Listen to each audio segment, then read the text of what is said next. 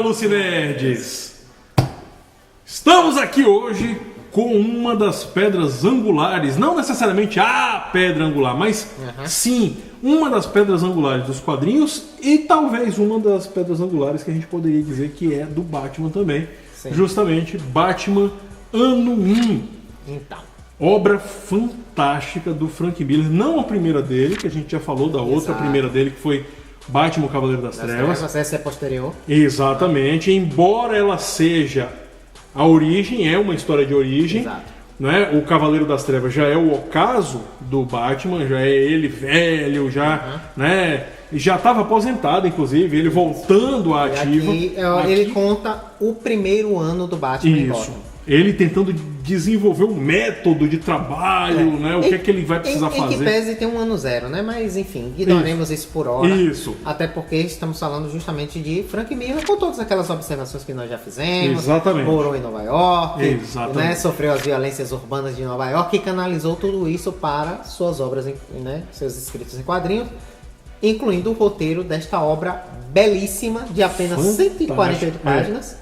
Gente, mas isso de uma aqui densidade, né, isso absurda. aqui, em termos de texto, você lê assim. Exato. Mas só que a riqueza, os detalhes, a arte do David Mazzucchelli, que é fantástica, que casa perfeitamente. Porque o David Mazzucchelli, já falando um pouquinho da arte, ele tem uma pegada que eu considero meio noir. Sim, exato. Não é? Aquelas cores com tom pastel. Isso, ele usa uma paleta de cores bem apastelada mesmo. Não é nada muito vivo, né? Aquelas cores gritantes. E casam perfeitamente bem com o roteiro, porque as sequências de ação elas ficam muito bem retratadas. Sim. As expressões dos personagens são muito boas.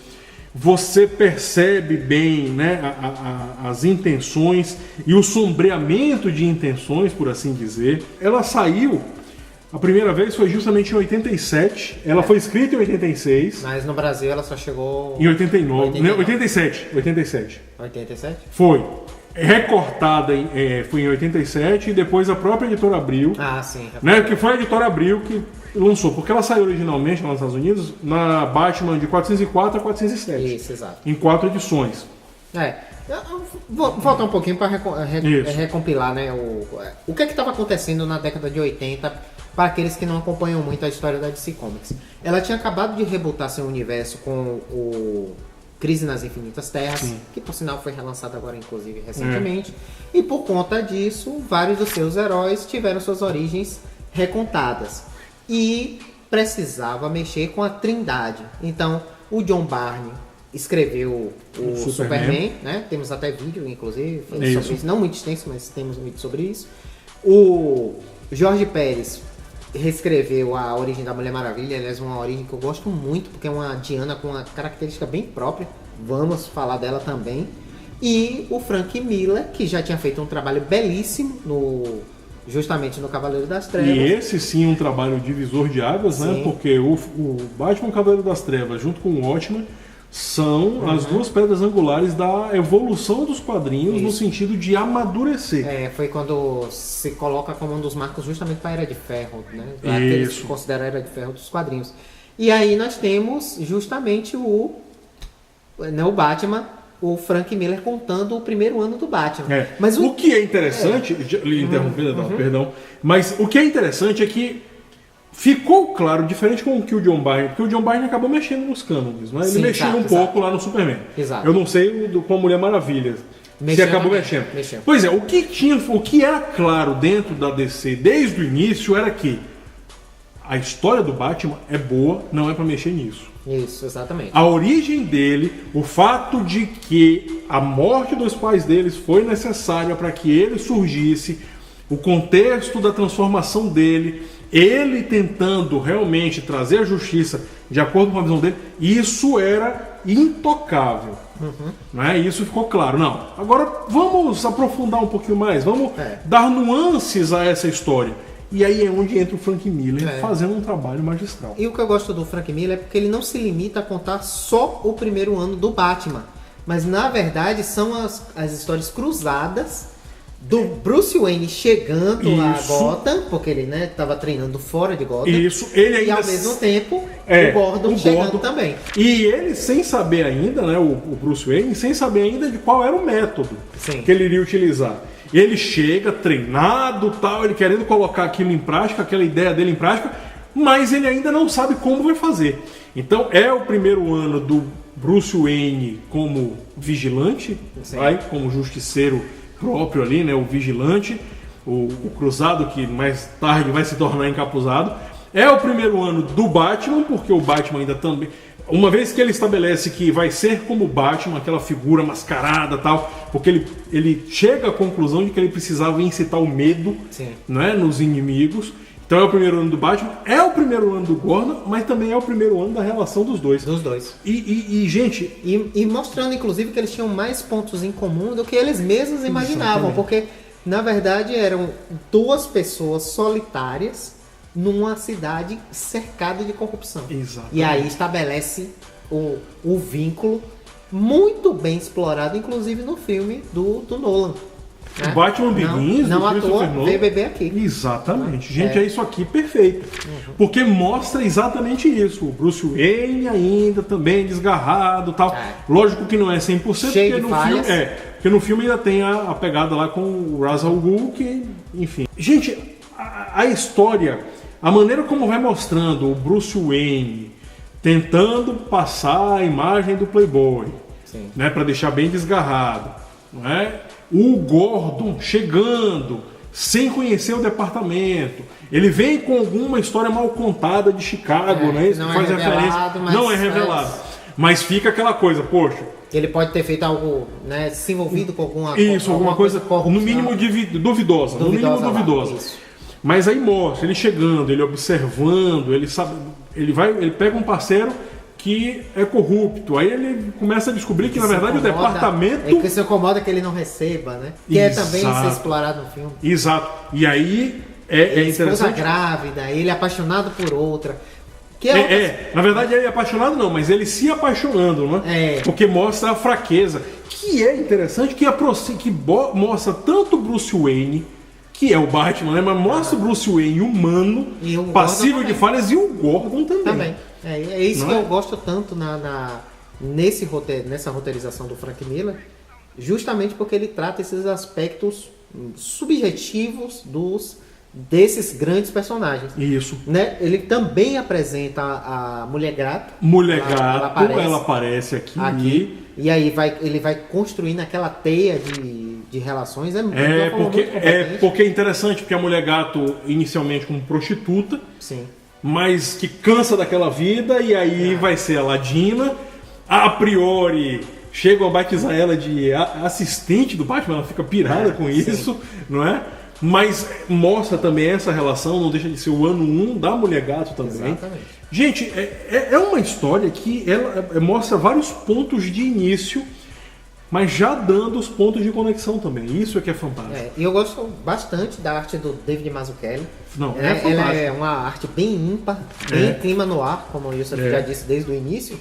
E o Richmond Lewis, que é o que faz a colorização, ele também soube assim dar os tons para a arte do Mazzucchelli. Então é uma obra muito fechada, digamos assim, nessa questão dessas relações. Se você assistiu o Batman, o Begins, e gostou do filme, você vai ver cenas que foram completamente retiradas desse. Então, eu abri por acaso aqui, foi bem uma aqui. Já bem... Não, olha, é um quadrinho, ele é pequeno, mas você vai ler realmente muito rápido. Mas é realmente denso, e ele redefine um personagem icônico, né? Que é justamente a história de um dos personagens que forma a trindade da DC, que é o Batman. O Batman, pra mim, dentro da DC, eu sempre deixo claro isso, eu não conheço tanto do universo DC Comics. Se tem um personagem que eu conheço um pouquinho mais, é justamente o Batman, que é talvez o que eu mais admiro, o que eu acho mais legal ali e tal. Mas, gente, o Batman, ele realmente tem uma história que é imutável. Sim. Não é? Você não tem que mexer na história do Batman. E é interessante, porque o mundo, de certa forma, tem que agradecer ao bandido que matou os pais do Batman, Porque a justiça, da maneira como o Batman enxerga, que é uma maneira que muitos discordam, porque ele... Tudo isso, essa relação toda, é interessante como o ponto de surgimento do Batman é justamente o assassinato dos pais. Recentemente isso foi até rediscutido no universo DC. Numa história com... O Batman tá casando, né? Nessas edições que estão saindo agora nos Estados Unidos. Aqui no Brasil ainda vai demorar um ano pra chegar. Isso. E lá o Gladiador Dourado, ele resolve dar um presente pro Batman. E o presente é justamente impedir que os pais do Batman sejam assassinados. E aí muda tudo. Não, muda não. O mundo acaba por conta disso, porque ele fica muito claro que sem o assassinato não surgiria o Batman, e sem o Batman o mundo não teria uma Liga da Justiça. E por conta disso o mundo vai para as cucuias depois, por conta da ausência da Liga. Então, e realmente o Frank Miller ter pego justamente essa responsabilidade, ter assumido, na verdade, essa responsabilidade de não, pode deixar que eu reescrevo a história dele sem mudar o que é canônico. Não, Frank Miller, para esses heróis mais urbanos, ele realmente é assim. Novamente, é o Frank Miller, né, um grande escritor no seu auge. Então não tem como errar, não. Porque foi depois já do Cavaleiro das Trevas. Isso. E olha que interessante, né? Porque ele teve o contato com o Cavaleiro das Trevas, com o Batman, lá no Cavaleiro das Trevas, no final. Sim. Mas tudo aquilo que ele tinha retratado no final, você liga os pontos. Exato. Porque quando você lê os dois, você percebe que realmente a maneira como ele mostra o surgimento do Batman aqui, você entende que realmente o que ele retrata lá é a sequência natural do que ele mostra aqui. E ironicamente foi ao contrário, né? Ele escreve o final primeiro para depois ser chamado para escrever o começo. Gente, olha, Batman Ano 1 é uma daquelas obras obrigatórias para qualquer um que seja fã da nona arte. É uma das obras que sobretudo se você for fã do Batman, porque é a história de origem, e o Frank Miller, ele fincou seu ponto na história. Exatamente. Né? As pessoas, embora ele não tenha mexido na origem, mas a forma que ele retratou o Batman, muito, né, dando uma seriedade, digamos assim, que ele tinha perdido nas décadas anteriores, isso acabou fazendo com que o personagem estabelecesse ali bases que são respeitadas até hoje. Exatamente. Então, aquela história, você gosta do Batman, acompanha as histórias dele, você tem que ler isso aqui para entender, né, porque o Batman é daquele jeito. E eu digo mais, tem que ler só não, você tem que ter, porque isso é uma fonte de consulta constante. Sim. Porque, gente, eu não sei quantas vezes eu li essa obra, mas para cada vez que eu leio, eu me pego num aspecto, eu vou pegando um aspectozinho um pouquinho diferente. Eu descubro uma nova faceta, né? Seja do Batman ou até mesmo do Gordon. Porque é interessante também você descobrir como o Gordon evolui aqui. Sim.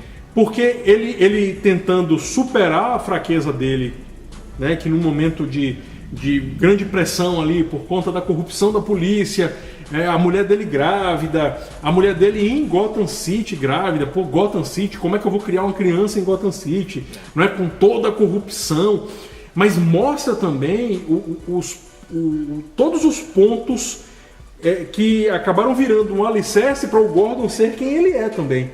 E a relação dos dois, né? A maneira como um consegue estabelecer uma confiança no outro. Então, a maneira como o Batman se apresenta para a elite corrupta, nossa, é fantástica essa passagem aqui. Gente, olha, é uma obra que eu não canso de ler. Então, é uma obra que não é só obrigatória você ler, é obrigatório você ter. Porque você tendo isso aqui, você pode recorrer quantas vezes forem necessárias, porque toda vez, vai por mim, toda vez que vocês pegarem para ler, vocês vão ver uma faceta diferente. De fato. E tem, assim, a gente não citou aqui, né, mas fazendo já menção honrosa, tem uma animação. Sim, que sim. é bastante fiel ao quadrinho. Então, né, enfim, o recomendado é que você leia o quadrinho, mas se você quiser uma coisa mais visual, pode acompanhar a animação. Sim. Haverá só apenas um prejuízo, porque há muitos quadros de pensamentos, balões de pensamentos, que acabam realmente explicando boa parte da narrativa ali. Sim. E que na animação isso acaba se perdendo. Então, se você não liga muito para isso, Mas, enfim, vai ter uma experiência um pouquinho menor ali, um pouco capada, mas então, é válido de qualquer sorte. Isso que o Eduardo falou dos pensamentos é interessante também, até para você perceber a diferença... os medos dos personagens, isso. Né? As instabilidades exatamente. deles, está tudo retratado dessa forma. E até a fonte que é utilizada. Quando você vai para os balões de fala, são todas fontes, letra de forma, tudo maiúsculo, sempre letra de forma maiúscula. Quando você vai para os balões que seriam os pensamentos do Gordon, você tem letra de forma também, só que já alternando maiúsculas e minúsculas, mais uma letrinha de forma. Agora o que eu acho interessante é que quando você vai para os balões que representam o pensamento do Bruce Wayne / Batman, é uma letra que já se assemelha a uma escrita cursiva, algo mais livre. E isso já traduz alguma coisa também, porque você está tentando... As mudanças de personalidade, ele coloca isso na forma de letrerização. Exatamente, a personalidade ela acaba aparecendo um pouco justamente nessa letra, a maneira como ela está sendo...